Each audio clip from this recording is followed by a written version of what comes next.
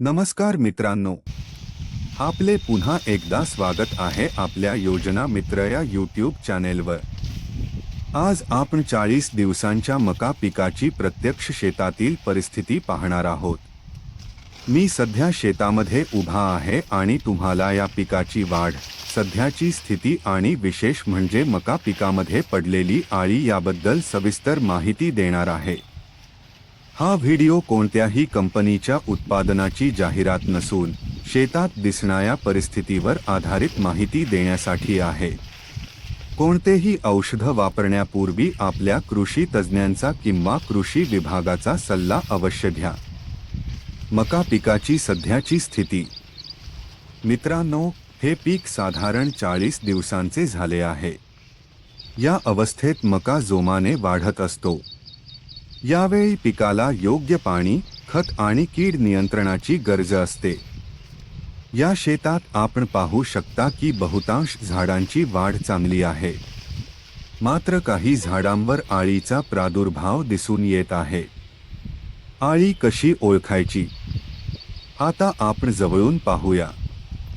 जर पानांवर लहान किंवा मोठी छिद्रे दिसत असतील, पानांच्या मध्यभागी खरवडल्यासारख्या खुणा दिसत असतील, झाडाच्या शेंड्यात विष्ठेसारखा तपकिरी कचरा दिसत असेल, तर समजून घ्या की आळीने हल्ला केला आहे।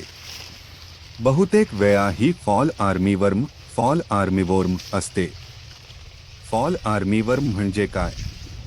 ही अतिशय वेगाने पसरणारी कीड आहे। एक मादी पतंग शेकडो अंडी घालते।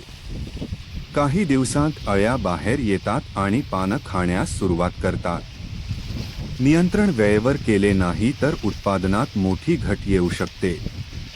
नुकसान कसे होते?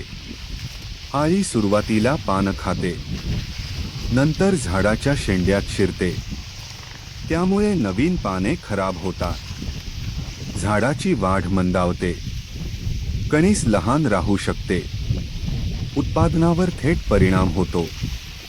प्रादुर्भाव कधी वाढतो? ढगाळ वातावरण, मध्यम तापमान, जास्त आर्द्रता, वेळीच निरीक्षण करणे यामुळे प्रादुर्भाव वाढू शकतो। रोज शेताची पाहणी का महत्त्वाची? दररोज 10 ते 15 मिनिटे शेतात फेरफटका मारा। किमान 20 ते 25 झाडे तपासा। सुरुवातीला कीड आढळली तर नियंत्रण सोपे होते। उशीर झाल्यास खर्च वाढतो। जैविक नियंत्रण।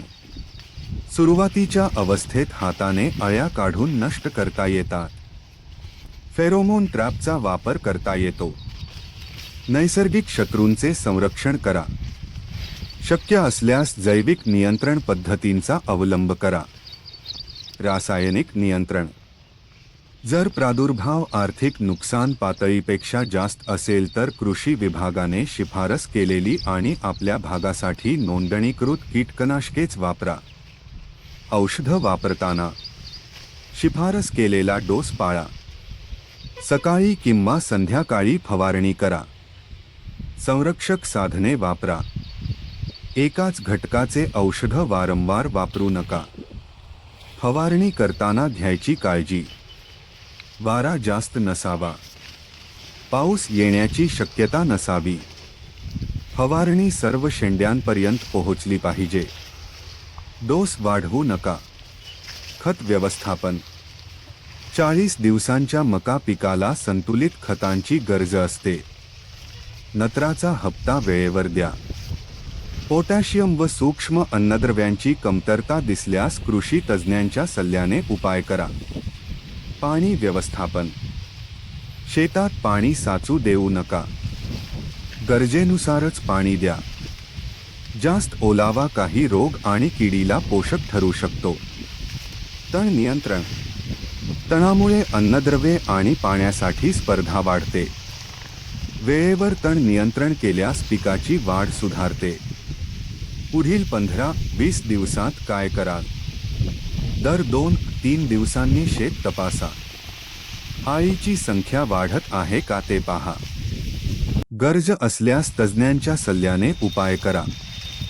महत्त्वाचा संदेश। प्रत्येक शेतातील परिस्थिती वेगळी असते, म्हणून एका शेतातील उपाय दुसऱ्या शेतात तसाच लागू होईलच असे नाही. नेहमी स्थानिक कृषी अधिकारी, कृषी सहाय्यक किंवा कृषी विज्ञान केंद्राच्या मार्गदर्शनानुसार निर्णय घ्या. मित्रांनो, आज आपण 40 दिवसांच्या मका पिकाची स्थिती आणि अळी नियंत्रणाबद्दल माहिती घेतली. जर हा व्हिडिओ उपयुक्त वाटला असेल तर लाईक करा, शेअर करा आणि योजना मित्र चॅनेलला सबस्क्राईब करा. तुमच्या शेतातही अशी समस्या दिसत असेल तर कमेंटमध्ये नक्की सांगा. पुढील व्हिडिओमध्ये त्यावरही सविस्तर माहिती घेऊन येऊ. धन्यवाद. जय जवान, जय किसान.